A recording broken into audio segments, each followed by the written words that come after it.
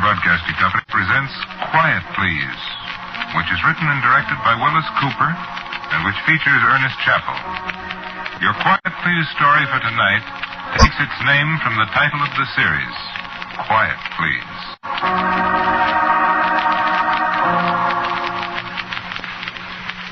There are books left, many books, and I suppose I have read them all. I remember things, too. I remember a long white road between the shoulders of the hills and the distant clusters of the live oaks against the uplands beyond, and the wide, light blue of the sky. There was a wind that wandered the edges of the hills that brought the salt smell of the sea so that it mingled with the loamy scent of the grass and made a perfume that I had not smelt in so many years. There was a great plain where the hills fell away in tumbled, rocky magnificence. A plain all cut into green and brown and yellowing squares, and a little stream with bridges of stone that strolled its way across the wide plain and sparkled at last into the distant western ocean. There was life on the hills and on the plains. The field beasts that moved serenely through the pleasant grasses and rested at noon under the shadowed kindness of the green-gray oaks. There were men and cheerful women in the white-walled houses where the road curved, and the children that played noisily and sweetly in the cottage dooryards are long since dust. Shall I tell you of the graceful beaches where the sound of the surf was a measured, majestic melody we thought would never cease? Shall I speak of the great ships prone upon the breast of the ocean, the ships that are seen no more? Would you hear of the wind-whipped nights and the lightning in the forests and the gentle rain in the dawn time?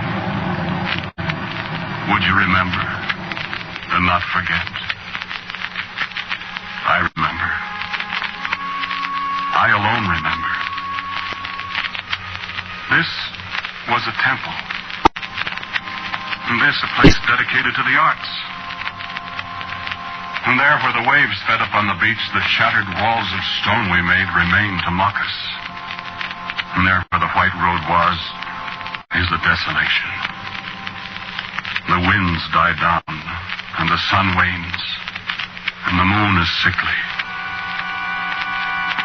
Yet I remember the lights on the hillsides and the stars above them wheeling their ancient way across the sky. There was a day when I could name them all. They seem very far away tonight. Antares and Betelgeuse and Aldebaran, Arcturus and Vega and Procyon. In these days, Orion, the mighty hunter, draws away from us, and the glory of Berenice's hair is dimmed in the heavens. I would welcome the sound of the thunder again on the horizon, but all the manifestations of nature are ended, and only the twilight of eternity remains above the bleakness. I would welcome the voice of a hungry wolf even this night, or the hiss of the serpents that once we hated, that once we trampled upon. I would welcome even the voice of old Krog and listen with delight and laugh happily to hear him tell again the schemes he dreamed that brought us to this end. It is true that men cannot live without wars amongst themselves. Why should not we be the ones to win the war? Every man plots against every other, and men speak of honor and laws and fair fighting.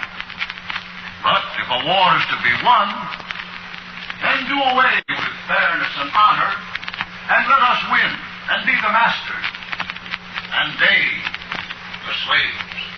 Yes, I could laugh to hear that voice, and to see those hard black eyes glitter again in the light of the little lamps. I could take old Krog and lift him up and say, "Look upon your work, old Krog, your work and mine and the work of all those who could not live without wars." But Krog is dust and may not speak. And for a little time while I live, the dust shall speak its final words to those who would listen. It was a fair world, Our world. And I would not have you believe that all who dwelt in it were like old Krog, plotting wars and seeding the countrysides with discontent. We knew love, too, and all the virtues. Some of them we even practiced. I am old now, and my speech is set in somber ways, for I've looked on somber things for long. But there was a time when I was young in this very world, and my speech was the speech of the young of every world, careless, gay, happy. And there was one whose speech was like mine, young and gay, and very dear to me, Morna.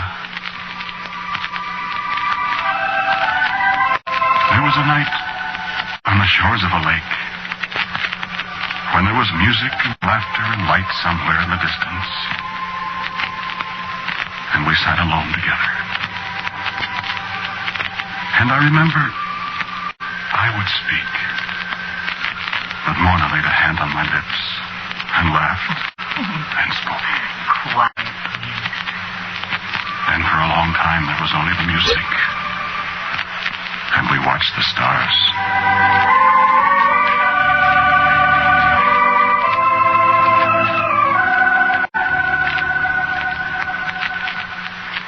Tor,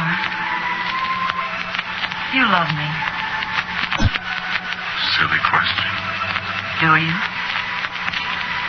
What do you think? Know what I think? What? I don't think you love me very much. You don't? If you love me, you'd kiss me. Well, lean over this way. Why, you conceited creature. You're the one who wanted to be kissed. Well, I don't anymore.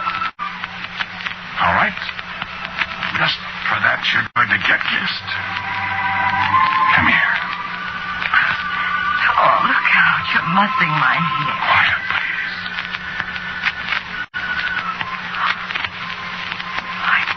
Tor, you do love me. There just aren't any words to tell you, Mona. Oh, my darling.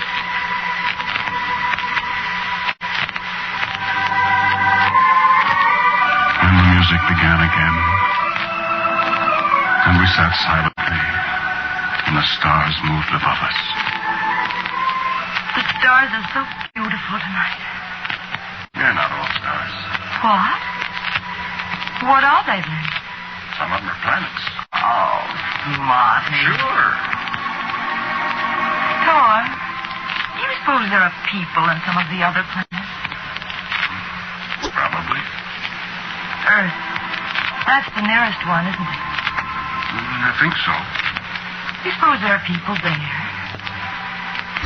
I wouldn't know.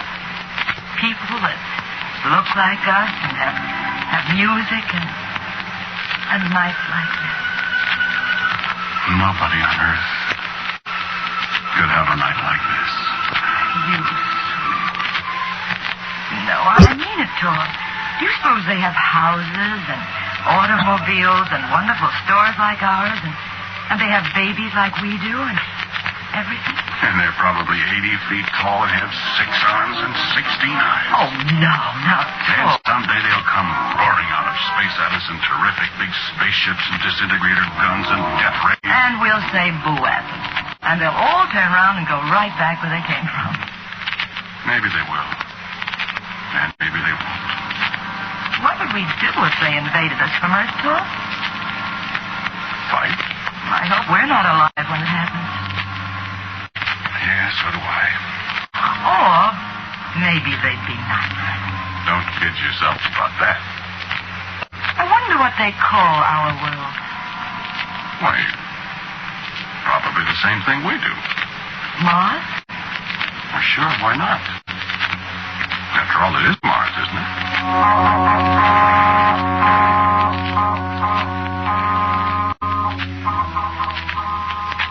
No, we were not 80 feet tall either. We did not have 6 arms or 16 eyes, and we didn't dream of conquering your world either. We were like you. We were human beings, too. And we lived and loved and worked and died very much as you do. Look upon your own earth if you would see us as we were.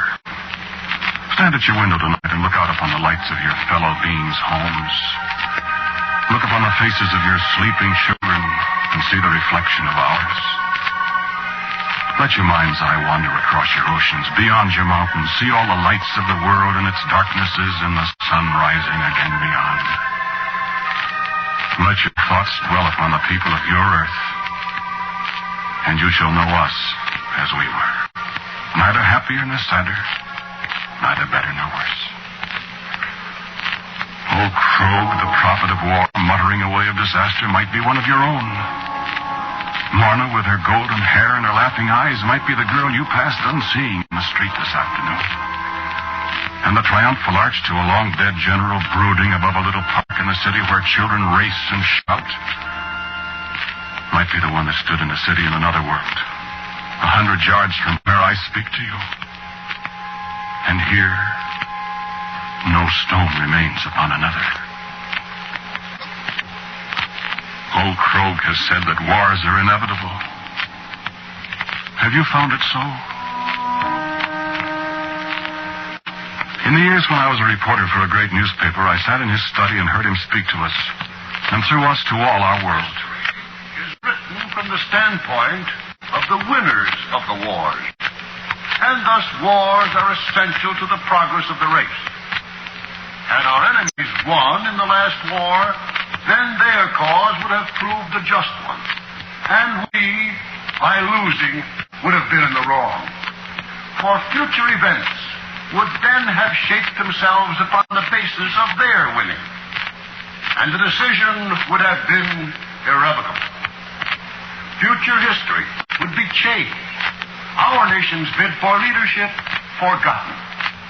And thus it will always be. Then there was silence in the room for a little time. And at last I spoke.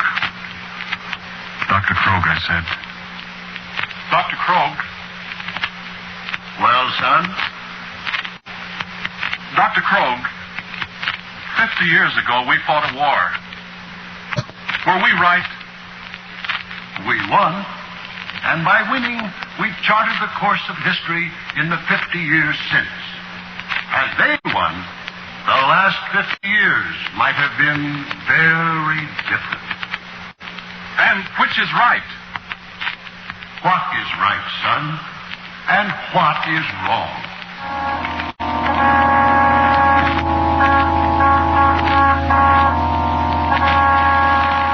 And then another war came against another nation, and the ones we had defeated before were alive with us. And old Krogh made notes in a great black book that was one day to be published to all our world, but no man's eyes of his have seen it. What the sands are running out, let me speak of the things that have perished. Our cities where people worked at 100 occupations, in the muddy brown slums of the cities and the great green parks. Go out tomorrow in your own city and set your feet upon the smooth concrete of the sidewalk. See the gleaming windows and marvel at the wonders within them that you men have created. Touch the garment of a passerby and joy to know that this humble thing man has created. And know that I too have done these things. And that I have seen man destroy them. And that I helped. Do you know the good black smell of the mold of the earth in springtime? Will your heart leap at the first green shoots of the bounty that lies in that earth? Have you seen the lilies and heard the bells of your churches? The bells rang in my world once. The flowers bloomed and men laughed and sang and hated. We have run our course, the course we chose, back to the ineffable dust from which we sprang. There was another time when Morna and I had been married for many years, and the war that had raged across our world had at last flickered out and died. We sat long at table that night, silently, each of us dreaming of a world purged by fire and sword, and full again of the promise of peace and perhaps happiness. I I'm glad you didn't have to go, Tor. I suppose I shouldn't say so.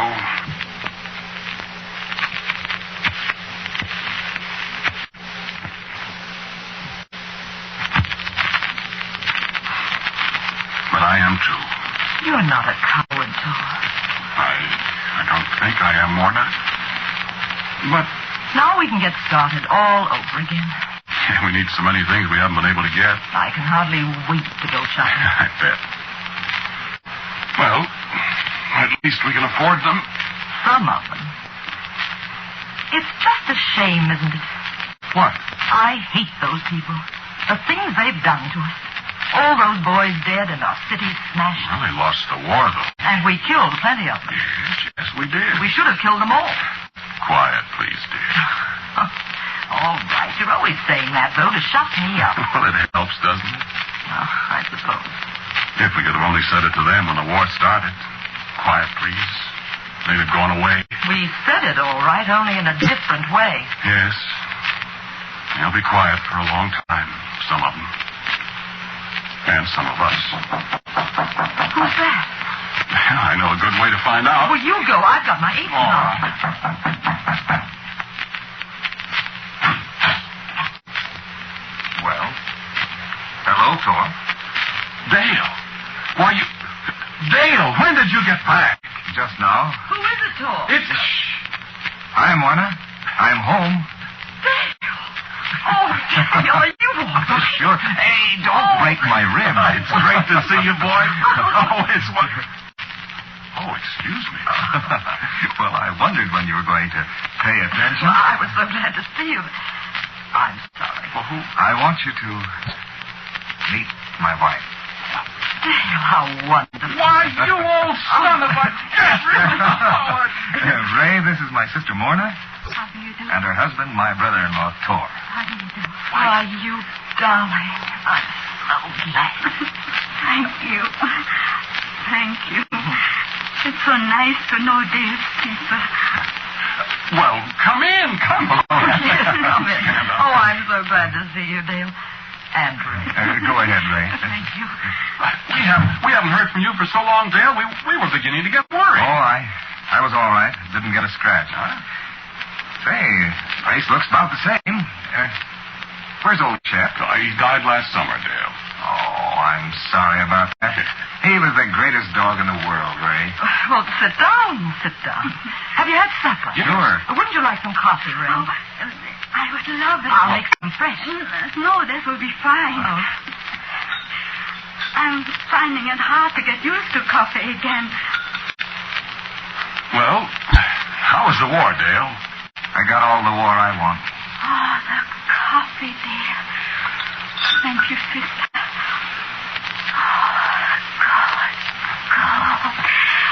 Uh, she hasn't had much coffee the last 7 years. What? Why, you poor thing. Why not, Dale? Why hasn't she had coffee? I'd better tell them, dear. Tell us. What? Well, Ray was one of our enemies. What do you mean by that, Dale? Was she? Yes. Should we go, dear? Thanks for the coffee, Mona. Tor. Where are you going, sister? More. Sit down, sister. Do you think I'd throw my brand new sister-in-law out of my house? Come on, let's go make some fresh coffee. Lots of it.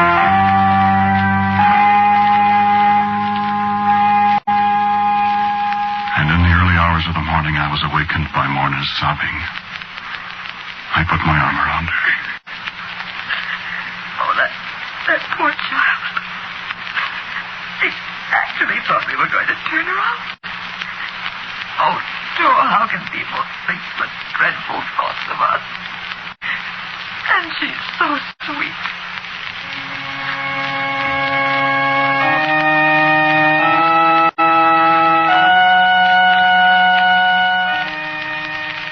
No, I have never solved the problem either.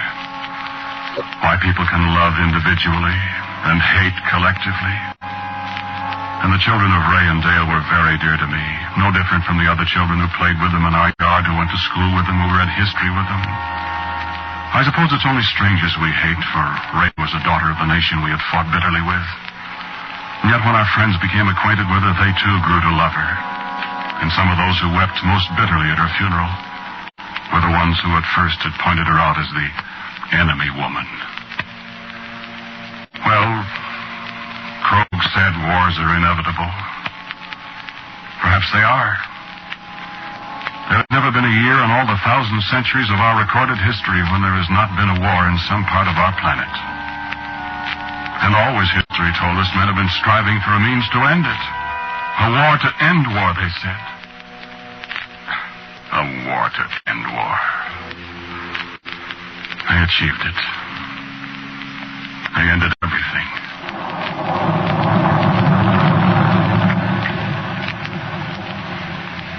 Wars had grown more and more destructive. And at last men laid wicked fingers upon secrets that were not for men to know. Men have always pried at the locks that nature has set upon her deepest secrets, seeking the power that was never intended for them. And step by tedious step, they came to the final awful knowledge, to the very corridor of creation and of destruction. Ours was a fair world, I said. There was beauty in everything. Beauty in the mornings and in the red sunsets. Beauty in the long, low hills and the mountains that bore themselves majestically aloof above us. And beauty, too, in the humble things of our world, the simple, unnoticed things that haunt my memory tonight. A turning wheel, the flight of a bird, the sound of a train whistle in the night, the rustle of wind in the trees. And, unforgettably, the voices of people. The voice of old Krogh. Now we have the supreme weapon. There is no defense. And the weapon will bring us undisputed mastery of all the planet. But why should we be masters of the world? Why should any one people be the masters? Is it not written how good and how pleasant it is for brethren to dwell together in unity? Men said that, cannot men practice it? And the voice of Morna. There will never be any more war after this next one, Thor. Every one of our enemies will be destroyed. And we'll live happily ever after. No, Morna. There never will be war again. There never will be anything again. For now, Morna, men have plotted against the green hillsides and the towering mountains. They have declared war upon the flowers and the grass and the forests. They have made our planet an altar on which to sacrifice us all. And the voice of Dale. I'll not go to war again. If they bring it to me, I'll fight. But they'll have to bring it to me.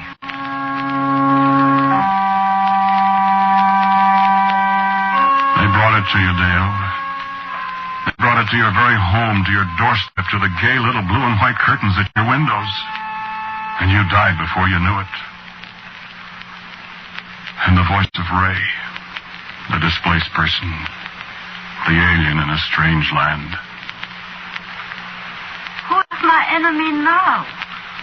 Dale was my enemy once, and you, and Morna. And now you are my own people as surely as if I had been born among you. Who will be my enemy when this new war is done? You will have no enemy, Ray. For there will be none left to hate or to love. Fortunate for you that you died before the war came. Your last sight was of the faces of those who loved you. And my own voice speaking to you at long last.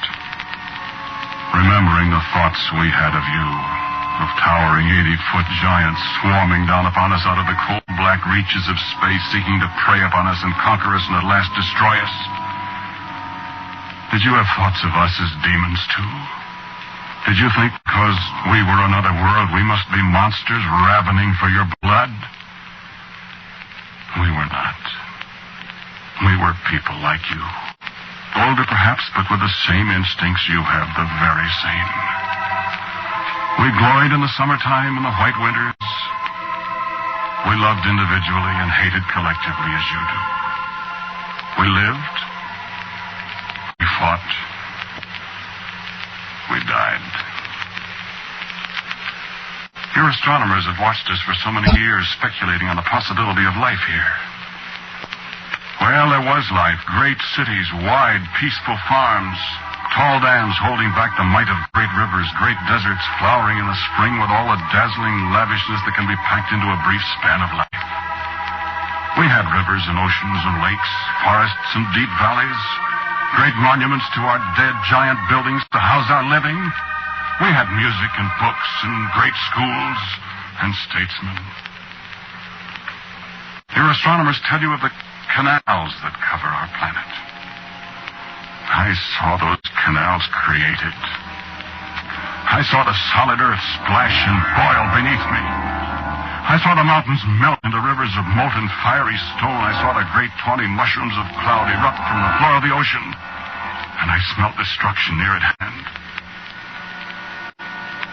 Yes, there will be no more wars on our planet. There is only silence and cold and dust that was once a people and a civilization. There is only one man, I, Thor, the last man of Mars, to say the last words. The two moons that circle our planet are rising now. Phobos and Deimos, fear and madness. Death himself marches back to the black draped cavern, and he pauses beside me to lay his icy fingers upon my arm. This is the end of the world and the people that you might have mistaken for your very selves. Honor us at last with your silence at the end. And pray, friends of Earth. Pray not for us, for that is too late. Pray for yourselves. Quiet, please.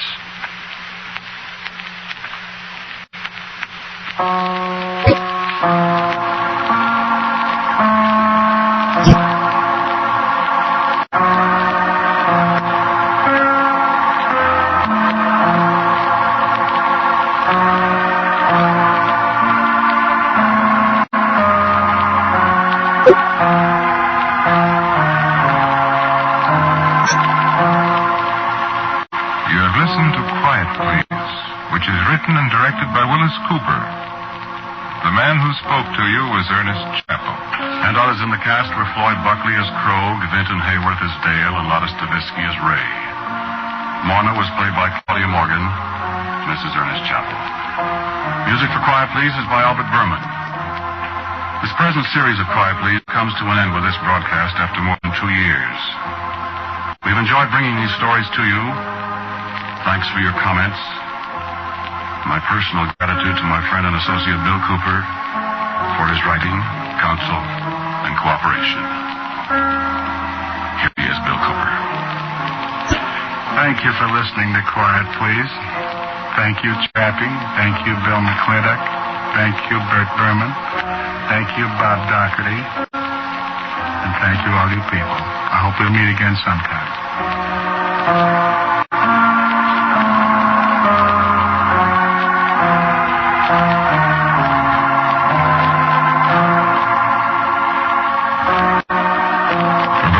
The Quiet Please theme is based on the second movement of the César Franck D minor symphony. For the last time, this is Ernest Chappell saying, Quietly Yours.